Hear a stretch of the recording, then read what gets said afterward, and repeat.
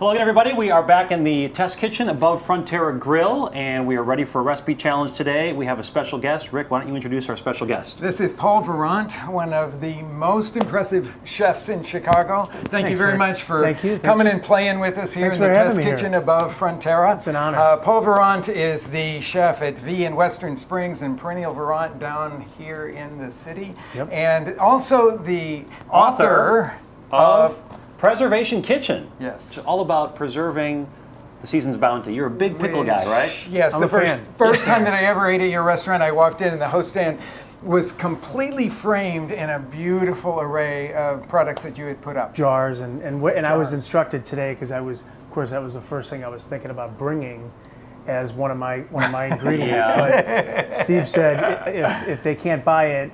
This is so I didn't bring it. Cheating. Well, so explain the premise. So what is it? Okay, so this is the idea. We would just like our listeners to have the opportunity to make something that we would make. And so we limit it beyond our main ingredient to 5 other ingredients. Maybe stuff that you would just have in your pantry or would be easily accessible in a grocery store.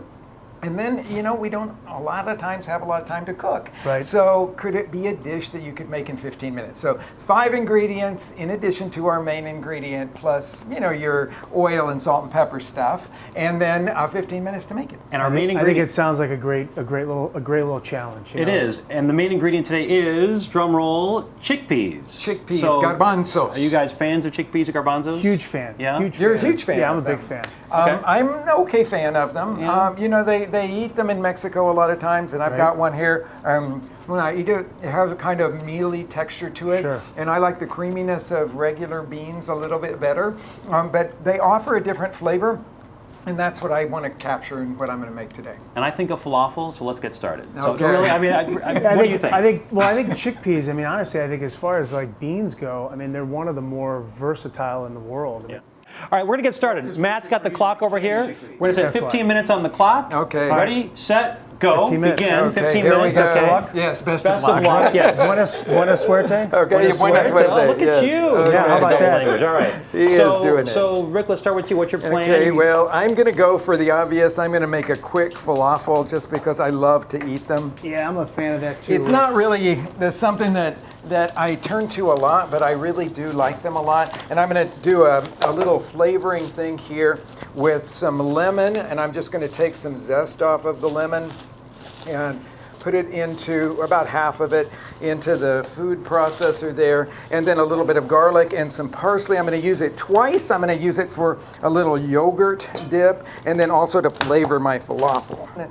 And Paul, what's your strategy over there? I saw you just chop up some bacon a little bit. I was thinking about some things that I think typically people have in their kitchen. If they don't, they should, which would be bacon, eggs, and Parmesan. That's my kitchen. Yeah, that sounds good. And then thinking about kind of the time of the year, I think about spinach. So I'm doing a spinach salad warm with the chickpeas, bacon vin that will dress with some lemon. And then I also brought some ramps, which is something that you either need to go out and forage on your own, or you'll have to go to a specialty market or something for that. But if you didn't want to get ramps, you could go But for me, onions. it's the first rite of spring. It is. So that's why I wanted to use it. And we just got them after this worst winter ever. Yes. We just got them, so it means spring is coming here in Chicago. But yeah, they have like a very kind of a garlicky leek taste to it. So you put some bacon on the stove. What are you going to do now, Paul? So I'm going to render the fat from the bacon. I'm going to get it nice and crisp. You can do it on the stovetop. I have it at about medium high heat.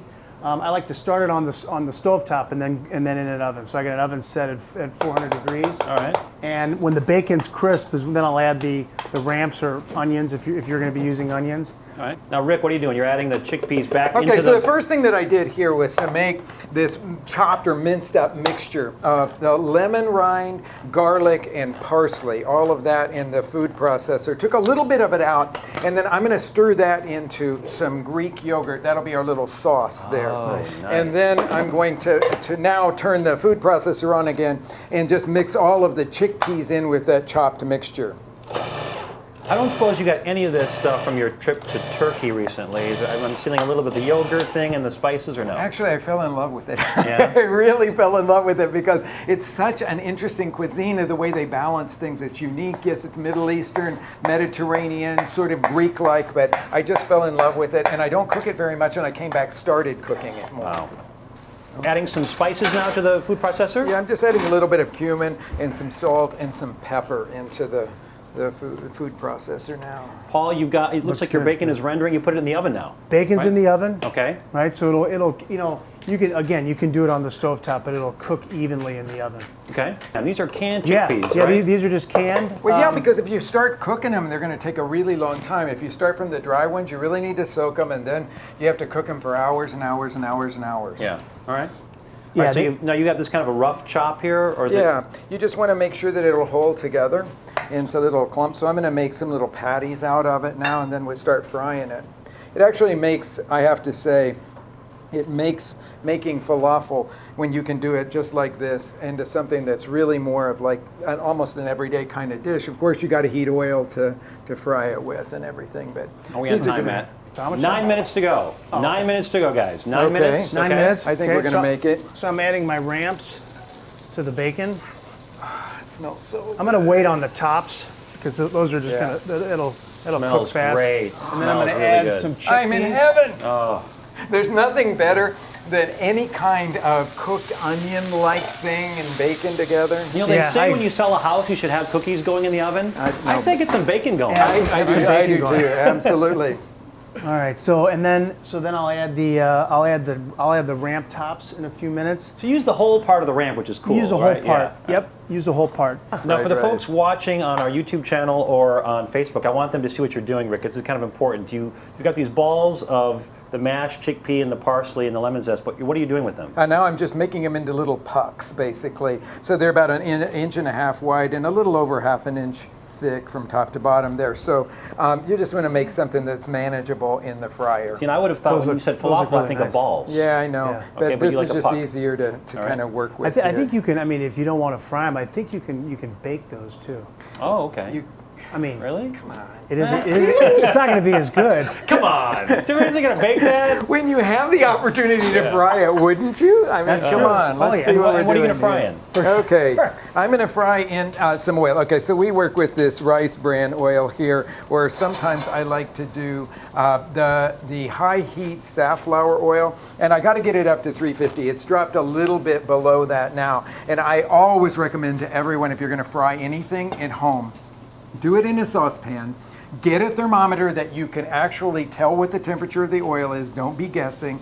This kind of a thermometer is the best because you can use it in the oven and you could use it for oil and things like that. It won't get in the way, it won't fall off. So I really like the kinds that have the probes that are separate so that you can insert the probe into the oil or into the oven and you can keep the recording device separate from that. That is really cool. Okay. Paul, what are you doing? You're sauteing now the tops of the ramp with the bacon. Yes, I just added the tops to this. So this is just about done. I'm going to add a little salt and pepper to this Okay. mixture. Meanwhile, Rick is coating their little falafel Pucks. pucks. My falafel pucks. Falafel pucks into, what is that? Just flour. Into flour. Just a little okay. bit of flour. All right. Just to help them get a nice little crustiness on the exterior. So I'm going to go ahead and turn off the heat for right now. We'll let that coast, and then I'm going to add the lemon, and then I'll toss that in the spinach, and I'm going to start the egg. I'm going to poach the egg. Okay. How much time? 5 minutes remaining. So I have a saucepan here. It's got some salt with you want to make sure you have enough water. Obviously, that's going to cover the egg. It's on like a medium-high heat. You can stir a spoon in there, and you make kind of a whirlpool effect. You do that first, and then crack the egg into the center of the pot. Beautiful and classic. And it should sort of hold the poached egg in one mass. And where'd you learn this technique? When you worked for Joho or for somebody else in town? or? Julia Childs. Julia that's Child, a okay. classic Julia There Child you go. technique. It's a Yeah. classic technique for doing that. Have you seen the Michael Ruhlman big spoon that allows that sort of sloppy part of the white to come off? It's a draining spoon so that you can drain Interesting. that little No, bit I of haven't white seen that. off of there so that you have these perfect little poached eggs when you cook them that way. Okay, and you're squeezing the lemon juice now over the Right saute into the pan, yep. yeah, right into the chickpeas with the bacon. So along with the fat from the bacon, now we have some acid. We've basically made a vinaigrette in the pan. It looks like you're at 350-ish, Yep. 352, okay. Yep, let's go. Oh wow, it looks good. It's really bubbling, so bubbling obviously your nicely. heat is at the right temperature. Yeah. Meanwhile, Paul, what did you just do? You added your skillet into your... Yes, I added the vinaigrette, which had the ramps and the bacon and the lemon juice and the chickpeas into the spinach. So now I'm just tossing. I'm tossing the vinaigrette around the spinach to sort of wilt it a little bit. Right, because the heat is going to wilt it down. Everybody doesn't realize when they have a whole bunch of just- spinach, it will get sort of wilted and Yes, when get it's smaller, right? Yeah, and then that'll go. I'm gonna get my bowl here, and my egg is still poaching. Rick just put his Greek yogurt with parsley into a little It's dish. parsley, lemon, and garlic. Okay, 3 minutes to go. 3 minutes to go. 3 minutes to go. Well, how long, at 350, how long will it take these little pucks to cook, you think? Just about 2 or 3 minutes. Okay.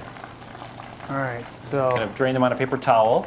Oh, it looks really good, Paul. yep, and then I'm gonna do. I'll do the egg right on the top, and then a generous amount of Parmesan.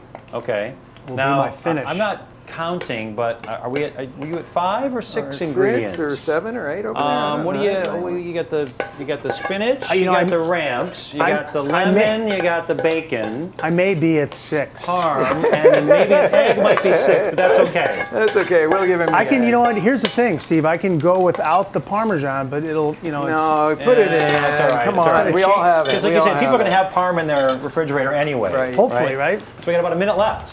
Poached egg. Still soft in the center. So that poached egg takes about 3 to 4 minutes. Okay.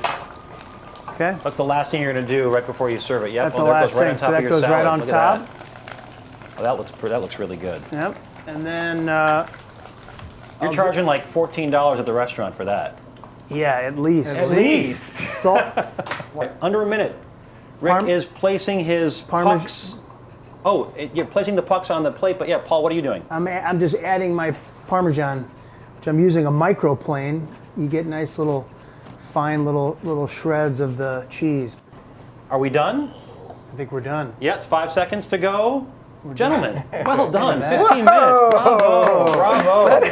That's pretty amazing there. Wow, that It's looks actually, really good. it almost works together. It does. You know, It like you have does. a In little fact, appetizer. this is your and little then- appetizer, and then you go to your and then a main composed course salad there, for a main course. and you would be filled with lots of chickpeas. We have forks. Me Break into very that long to do egg. that. Oh, yes. Look at There this. it is. That's so beautiful. Nice. Ah, look. That's at so that. You want good. that Not yolk? bad. Yes, you want that yolk runny Yeah, a little bit. Well, because it's going to become part of the dressing then. Right? Yep. And it hasn't totally wilted down. I mean, the spinach, it's gently Right. wilted, right? It's not totally wilted like when I make what I sauteed love. spinach at home. Yeah, no, I mean, I think you want, I mean, in the case of That's a, what I got. of a salad, you want it to be sort of, I mean, you want it to still be, to have the greens raw. I gotta get some chickpeas in So there. just sort of half wilted. Super delicious. Wow, bacon vinaigrette, Is that brightness from the lemon, nice acidity, but there's that richness, the egg. good? Right? I love the taste of spring, the Yes. ramps, the green, spinach. Anybody that can lay their hands on ramps, Those are good. that will Yeah. make that salad, which is just sort of the perfect sort of twist, I would guess, on that wilted spinach salad with bacon dressing. And then you got the egg in there and the chickpeas in there and the ramps. Good luck. All right, I'm gonna try Rick's. Okay. I'm happy with that. You're going to have to, I think you're going to have to use a fork I'm on gonna it. need a fork. Sorry, guys. It's a little. I want to get into the apart. Yeah, I get falafel. that. Actually, we should do a little squeeze on there, right? Yeah, We'll do a but little here, you lemon know squeeze. what? It's not holding together as well as I wanted it to. So I'm going to set it all right. down there. Okay, so if it didn't hold together, what would you do? Fry it a little longer? Oh, no, I don't think I got him quite smooth enough in the food processor. But you know what? So I was working too fast, but the flavor's good. Flavor's great. I'm gonna Yeah. squeeze a little bit of lemon on Yes, it just to please. brighten it a bit. But great. I like the texture. It's nice. What was I in the love it. sauce again? It's a yogurt. It's a Greek Yogurt. yogurt with parsley, Parsley and lemon. And garlic. The same flavorings that went into there. Right. I just did them in the food processor, and then I took some of it out and put it into the yogurt. Delicious, guys. Yeah, I Yeah. actually like that a lot because it's delicate, you know. And here but you've it's got your rich. little appetizer and your little entree, Right. and you've got Tuesday night dinner. You got It's really Fantastic. good. for sure. Pretty All right. nice Tuesday night dinner. Wow, Very nice, really good. Rick. Paul It's Virant. very tasty. Paul Virant, thank you so much for coming by again. Yeah, thanks for having me. All the It's an information is going to be honor on to be our Thanks here. for playing in the kitchen with us. all the bet. information is going to be on our Anytime. Facebook page. You're going to see the whole video, also on our YouTube channel, the Feed Podcast. Thanks again.